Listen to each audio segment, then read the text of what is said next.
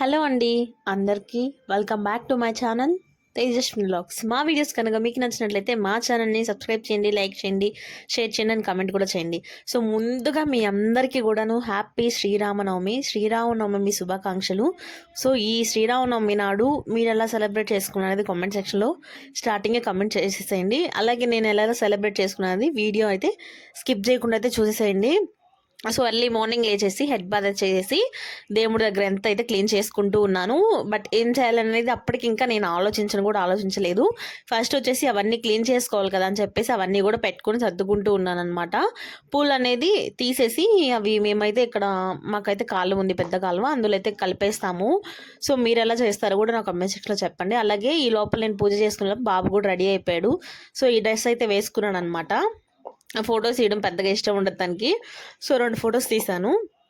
ఇక్కడ వచ్చేసి వడపప్పు అయితే నానబెట్టాను అనమాట. వడపప్పు పానకం చేద్దామని చెప్పేసి పెసరపప్పు అయితే నానబెట్టేశాను. అలాగే బెల్లం తీసుకొని పానకంకి అయితే ప్రిపేర్ చేస్తూ ఉన్నాను.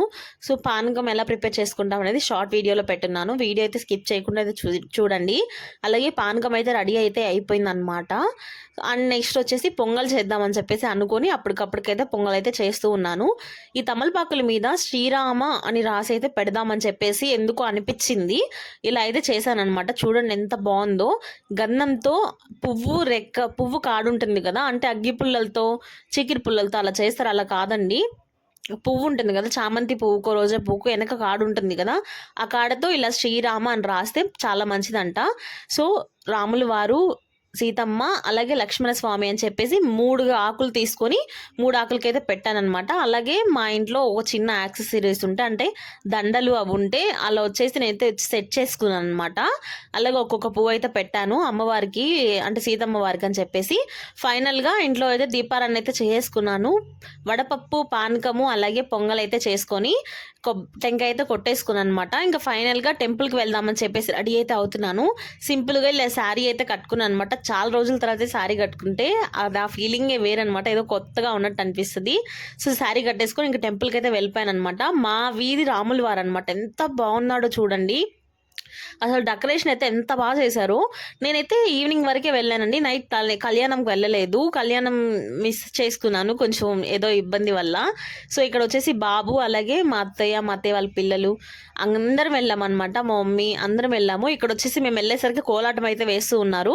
మా అత్తయ్య వాళ్ళే వేస్తున్నారు కోలాటం. ఎంత బాగా వేస్తున్నారో చూడండి. ఆల్రెడీ లాస్ట్ వీడియోలో కూడా ఉగాది రోజు కూడా మా ఇంటి దగ్గర అమ్మవారి దగ్గర కూడా వేశారు.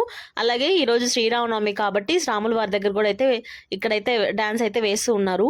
మా వీధిలో రాముల వారు ఎంత బాగున్నాడో అసలు. ఈసారి డెకరేషన్ కానీ స్వామి ఫేస్ కళ కానీ చాలా అయితే చాలా బాగుంది.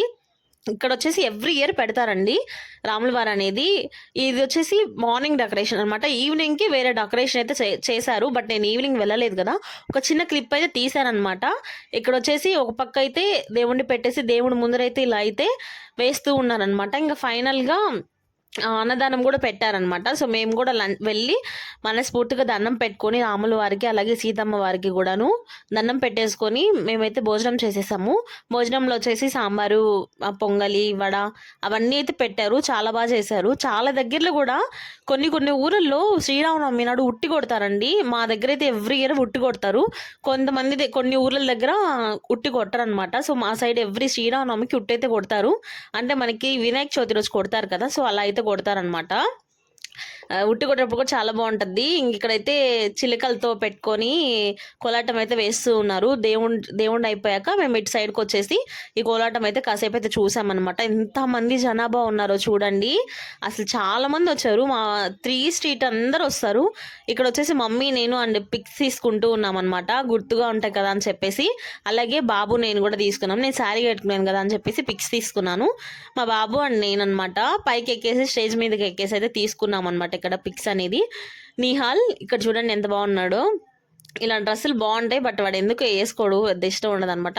ఫైనల్గా ఇంకా అన్నదానం అయితే జరుగుతూ ఉంది. ఇంకా మేము వెళ్ళి లంచ్ అయితే చేసేసామన్నమాట. ఇంక ఇక్కడ చూడండి మా వాళ్ళు చూడమంటే సిగ్గుపడుతూ వెళ్తూ ఉన్నారు. సో ఇంకా ఫైనల్గా ఇంకా లంచ్ అయితే తింటూ ఉన్నాం అనమాట, ఒక్కొక్కళ్ళమే అట్లాగా తినేసి. ఇంకా మా వాడు ఇక్కడ కాసేపు మైక్ పట్టుకొని ఆడుకుంటూ ఉంటే కాసేపు ఇంకా అక్కడ నిలబడుకున్నాం అనమాట. చూడండి మైక్ పట్టుకొని ఏదేదో మాట్లాడుతూ ఉన్నాడు, పిక్స్ తీసుకుంటూ ఉన్నాడు అనమాట. సో నేను శారీలో ఇంట్లో కొన్ని పిక్స్ తీసుకున్నాను, అవి ఇందులో యాడ్ చేశాను. అలాగే షార్ట్ వీడియోలో కూడా పెట్టున్నాను. ఎవరైనా చూడని వాళ్ళు ఉంటే షార్ట్ వీడియోలో కూడా చూడండి. ఈవినింగ్ టైం వచ్చేసరికి ఇలా రంగులు పెట్టేసుకొని మా వాడు చూడండి ఎంత బాగా డ్యాన్స్ వేస్తూ ఉన్నాడు ఇక్కడ. సో ఇక్కడ ఫైనల్గా అయితే ఉట్ అయితే ప్రతి స్ట్రీట్కి అయితే తిరుగుతూ ఉంటుంది అనమాట. ఇట్లా పట్టుకొని మా 3 స్ట్రీట్లో తీసుకొని వెళ్తూ ఉంటారు.